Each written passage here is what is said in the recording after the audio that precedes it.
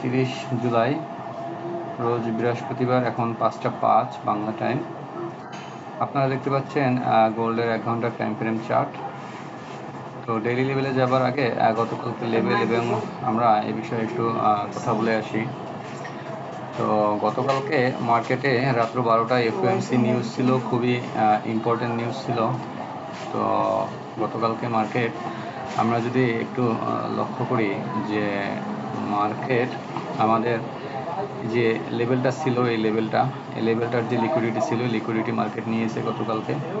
এবং যে লেভেল থেকে লিকুইডিটি নেওয়ার পরে এখানে যে সাপোর্ট আমরা দেখতে পাচ্ছি, ক্যান্ডেলের বডি দেখতে পাচ্ছি। আমরা যদি একটু লাইন চার্টে যাই, তো লাইন চার্টে গেলে আপনাদেরকে একটু দেখাতে সহজ হবে যে কোন লেভেলে আসছিল মার্কেট। আমাদের এই লেভেলে মার্কেট স্পাইক করছে এবং ক্লোজিং হচ্ছে উপরে। এখন এটাকে যদি আমরা ক্যান্ডেলস্টিক আমরা যদি লেভেলে দেখি, তো এখানে আপনারা দেখতে পাচ্ছেন যে এখানে লিকুইডিটি নেওয়ার পরে মার্কেট এই লেভেলে মার্কেট ক্লোজিং করছে এবং ওই লেভেলে মার্কেট ক্লোজিং করার পরে মার্কেট ওখান থেকে অ্যাগেইন আমরা দেখতে পাচ্ছি সাপোর্ট নিয়েছে। সাপোর্ট নেওয়ার পরে স্মার্ট মানি এখানে বাইং করছে। আপনারা এখানে যদি লক্ষ্য করেন যে আমাদের এই যে মেজর রেজিস্ট্যান্স এরিয়াটা ছিল, তো আমাদের সেই মেজর রেজিস্ট্যান্স এরিয়াটা নিউজের আগেই মার্কেট এখান থেকে প্রায় 3 ঘন্টা যাবত, এখানে যেহেতু ঘন্টার ক্যান্ডেল, 3 ঘন্টা যাবত মার্কেট আমাদের এখান থেকে আপে মুভ করাইছে এবং আমাদের যে ইন্টারনাল লেভেলগুলো ছিল সেই লেভেলগুলোকে মার্কেট ব্রেক করছে।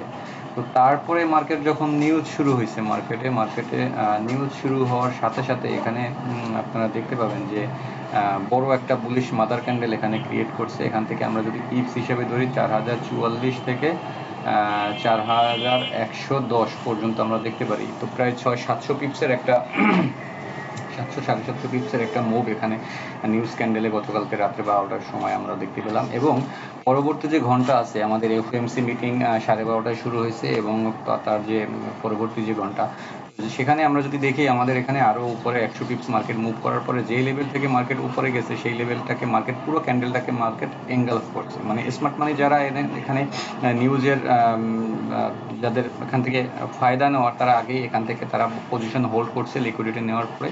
এবং এখান থেকে আমরা দেখতে পাচ্ছি যে বড় সড়ো মুভ এখান থেকে তারা টোটালি যদি আমি ধরি আমাদের সাপোর্ট এরিয়া থেকে শুরু করে তারা এখান থেকে প্রায় 1200-1300 পিপস, 12 থেকে 1300 পিপস তারা এখান থেকে প্রফিট করে নিয়েছে। মার্কেট থেকে তারা নিয়ে তারা এখান থেকে প্রফিট বুক করছে।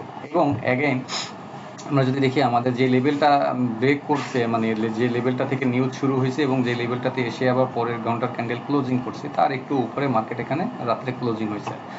তো এরপরে আজকে ইন্টারডে ডেইলিতে আজকে মার্কেট এখান থেকে কিছুটা এখান থেকে আমরা গ্যাপ আপ ওপেন দেখতে পাচ্ছি। এবং ওপেন হওয়ার পরে মার্কেট অ্যাগেইন আমাদের যে গতকালকে যে সাপ্লাই যে এরিয়া ছিল নিউজের পরবর্তীতে আমাদের যে সাপ্লাই এরিয়া ছিল, বিশেষ করে আমাদের পূর্বে যদি আমরা এখানে চারটাকে একটু দেখানোর চেষ্টা করি যে আমাদের এই যে লেভেলের লিকুইডিটি ছিল, আমাদের এই লেভেলের লিকুইডিটি মার্কেট এখান থেকে নিছে, এই লেভেলের লিকুইডিটি মার্কেট এখান থেকে নিছে।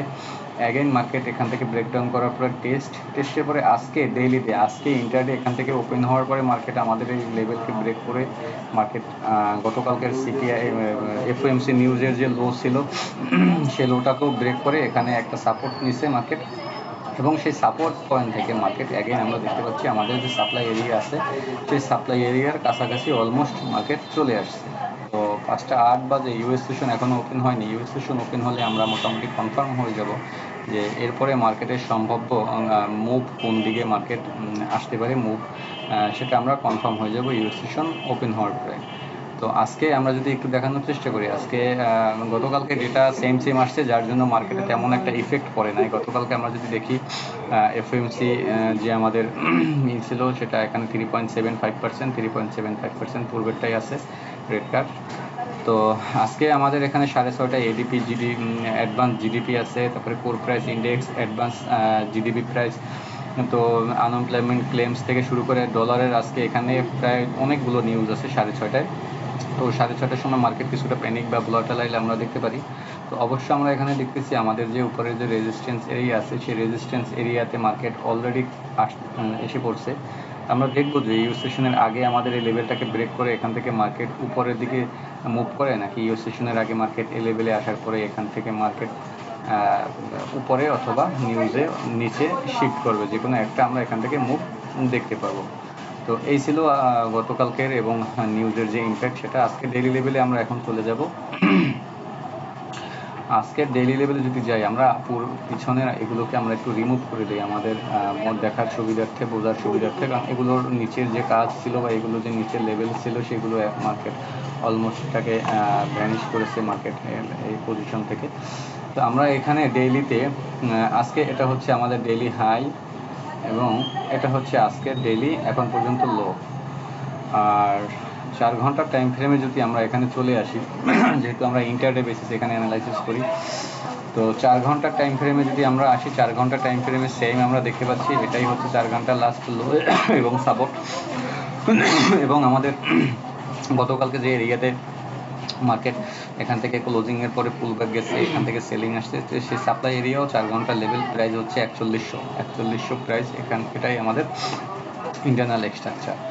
আমরা 30 মিনিটের টাইম ফ্রেমে চলে আসি। 30 মিনিটের টাইম ফ্রেমে যদি আমরা এখানে আসি, 30 মিনিটের টাইম ফ্রেমে আমরা একটু এখানে দেখার চেষ্টা করব যে মার্কেট এখানে একটা ট্রেন্ড লাইন প্রথমে শিফট করছিল আমাদের হাই থেকে, আমাদের যে বডি বা হাই আমরা যেটাকেই ধরি, এখান থেকে মার্কেট একটা ট্রেন্ড লাইন এখানে শিফট করছিল হাই থেকে শুরু করে মার্কেট। তো আপনারা দেখতে পাচ্ছেন অলমোস্ট মার্কেটের ট্রেন্ড লাইনটাকে ব্রেক করছে, আপে ব্রেক করছে, ডাউনে না, আপে ব্রেক করছে। এবং ট্রেন্ড লাইন যে লেভেল থেকে ব্রেক করছে এই লেভেলটাতে মার্কেট একটা সাপোর্ট নিছে 4060 প্রাইসে মার্কেট সাপোর্ট নিছে ট্রেন্ড লাইন ব্রেকে। তো আমাদের যেটা এক্সপেকটেশন যে আমাদের এটা যে সেলিং এরিয়া, উপরে যে সেলিং এরিয়াগুলো আছে আমি আপনাদের এখানে একটু মার্কিং করে দিচ্ছি। ফার্স্ট এটা আমার সেলিং এরিয়া হবে 4090-92, এটা সেলিং এরিয়া হবে। আর সেকেন্ড যদি আমি সেলিং এরিয়া দেখি, তো আমাদের এখানে একটা সম্পূর্ণ লেভেল থাকবে, সম্পূর্ণ গতকালকের যে হাই আছে আমাদের 4015 থেকে আমাদের এখানে 4020, আমরা এই টোটালটা সেলিং সাপ্লাই এরিয়া, এই যে টোটালটা 4010 থেকে 20 পর্যন্ত 100 পিপসের যে জোন আছে টোটালটা সাপ্লাই এরিয়া। আমাদের এক্সপেকটেশন যে ওখান থেকে আমরা কিছু ভ্যালিড সাপ্লাই আমরা দেখতে পারি এবং পাবো। এটা আমাদের মার্কেটের কাছে এক্সপেকটেশন যে মার্কেট এখান ফার্স্ট আমাদের যদি এই লেভেলটাকে রেসপেক্ট করে তো করতে পারে, এখান থেকে কিছুটা রেসপেক্ট করলে করতে পারে, যদি না হয় তাহলে আমাদের এই লেভেল থেকে আমাদের এক্সপেকটেশন যে মার্কেট মোটামুটি একটা আমাদের রেসপেক্ট করবে, সাপ্লাই আমরা দেখতে পাবো। যাই হোক, যেটা ইউএস সেশন ওপেন হলে মার্কেট এটা কনফার্ম করে দেবে। তো এই ছিল আজকের ইন্টারডে অ্যানালাইসিস। আমরা যদি 15 মিনিটের টাইম ফ্রেমে চলে যাই, যেহেতু আমাদের ট্রেন্ড লাইনটাকে ব্রেক করছে মার্কেট, তো 15 মিনিটের টাইম ফ্রেমে যদি আমরা বাইং দেখি অথবা সেলিং আমরা এখানে দেখার চেষ্টা করি, তো আমাদের যে উপরের যে লেভেল আছে, উপরের লেভেলে আসলে আমরা এইসব লেভেল থেকে আমরা সেলিং ট্রাই করতে পারি অথবা এই লেভেল থেকে আমরা সেলিং ট্রাই করতে পারি।